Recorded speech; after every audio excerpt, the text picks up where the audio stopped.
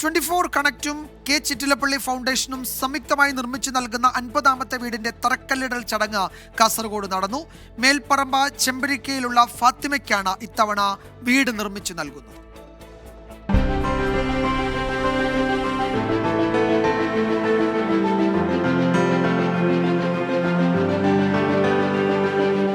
ചെമ്മനാട് പഞ്ചായത്തിലെ 19ാം വാർഡായ ചെമ്പരിക്കയിലെ രണ്ടാമത്തെ വീടാണ്.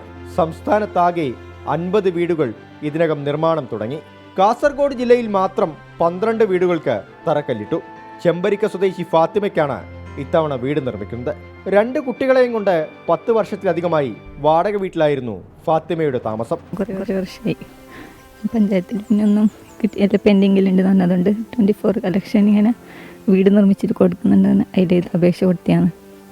അപ്പോൾ അപേക്ഷ കൊടുത്തത് ഫലമായി, ഒരുപാട് സന്തോഷം. 24 കണക്റ്റിന്റെ പ്രവർത്തനം മാതൃകയാണെന്നും തന്റെ നാട്ടിൽ രണ്ടാമത്തെ വീട് ലഭിച്ചതിൽ സന്തോഷമെന്നും വാർഡ് മെമ്പർ. ഇത് നല്ലൊരു സംരംഭമാണ്. കാരണം വെച്ചാൽ പഞ്ചായത്തിൽ തന്നെ എത്രയോ ആൾ അപേക്ഷ കൊടുത്തിട്ട് എത്രയോ കാലം കാത്തിട്ട് തന്നെ ഇപ്പോൾ കിട്ടാതെ ഉണ്ട്.